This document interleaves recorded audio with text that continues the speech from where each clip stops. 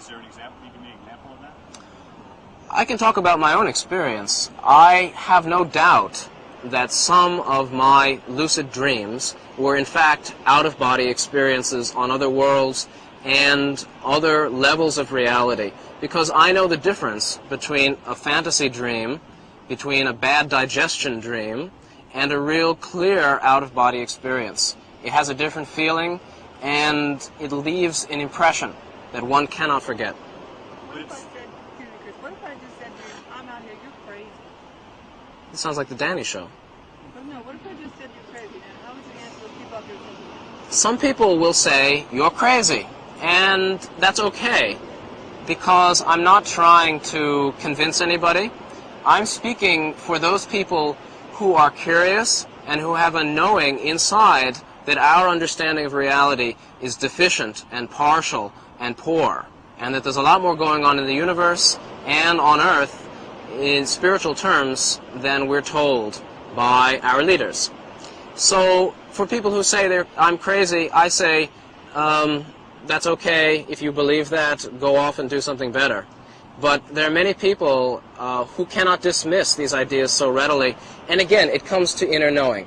It's simply a question of what a person knows for him or herself in their heart, with a balanced mind coming from the heart. If there you interpreted 100 million ETs on Earth today, are those all of the same race? The 100 million extraterrestrials on Earth represent a majority of whom are positive or benevolent beings coming from many galaxies, many ET civilizations, and many levels of awareness. Some of those souls are quite innocent. They're loving and kind, but they have very little wisdom, while other of those souls are profoundly developed beings with wisdom and love and a complete understanding of the universe, which they've developed, but they have yet to remember, or they're coming to that identity. What is their purpose? The purpose of all extraterrestrial wanderers on Earth who are benevolent, which is the majority, is to serve humanity.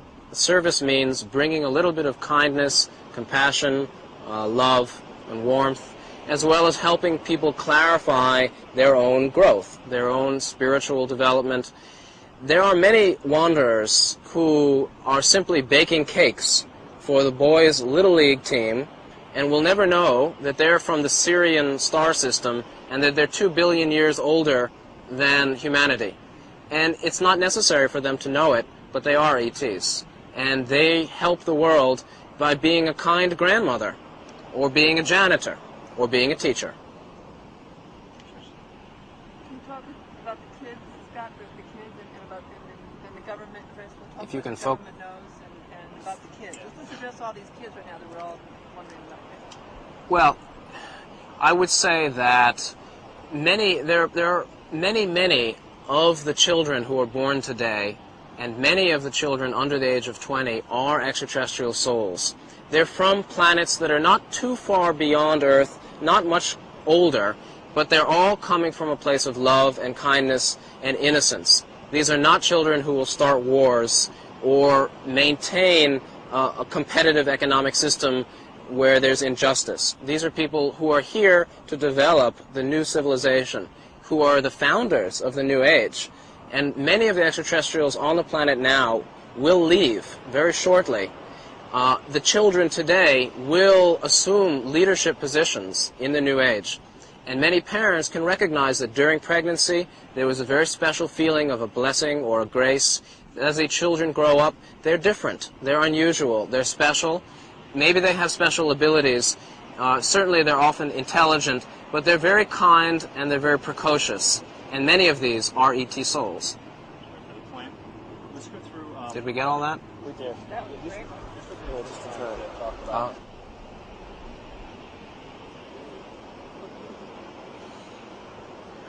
Okay. So Scott, let's talk a little bit about part of your role has been to help spread the word and to help people understand their experience and who they are. And you've developed kind of what would you, a test or a questionnaire to see whether or not you're an ET or extraterrestrial? So there's a lot of kids out there who are feeling this and may be aware of what you just said. how do they know this is the role that they're serving?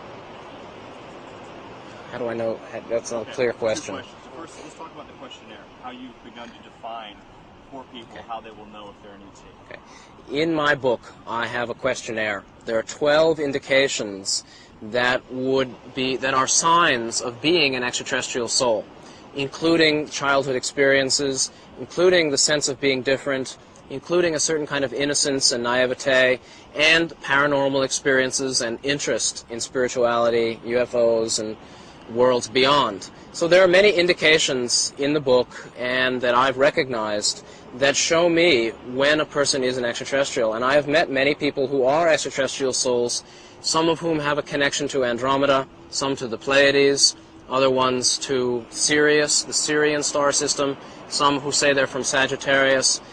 Just as America is a melting pot for peoples from all over the globe, likewise Earth is actually a great vast collection of souls from many points in the galaxy. Extraterrestrial souls are here from all over, and that's one reason for the vast numbers of UFOs and the different types of UFO contacts and experiences, because there are many different groups here now. Okay, now let's talk about, for kids, how would they realize, I mean, would they come see you? Are people seeking each other, or the extraterrestrial souls seeking each other? Well, I do personal counseling for individuals and families and groups, for people who are wondering who they are, their origin, and their purpose on Earth. There are indications that one is an extraterrestrial soul. Only an individual can come to that conclusion inwardly over a period of time. My counseling can help that. It's a slow process, but there are people gathering, and there are more groups now developing of people who know that they are ET souls, whether they're children or adult. Interestingly, most of the people who are coming to realize they are ETs are adult, are not the children, because the children are living a spiritual life already. They're already somewhat content with their own understanding of themselves. They haven't come to the discontent that older people have come to. How large is the community of extraterrestrials that you know of that are out and aware? Well, the introduction to my book was written by Brad Steiger. He wrote a book called Star People, Starborn in the early 80s. He's helped me a lot with this project. He actually had an organization of several thousand members associated with his book. And I know that there are many thousands of people all around the world who know that they are ET souls, but generally don't tell people.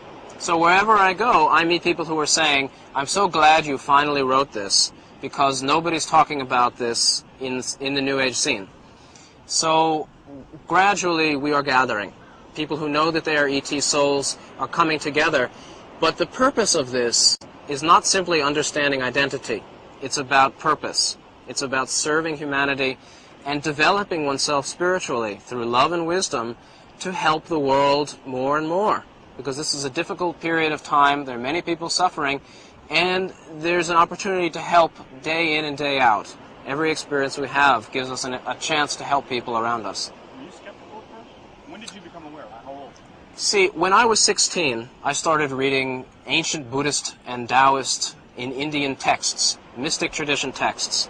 I was already open to a greater view of reality and the spiritual universe around us. When I was in my 20s, I lived in Buddhist monasteries. I did intensive meditation. This opened my mind to truths that most people find fantastic or crazy.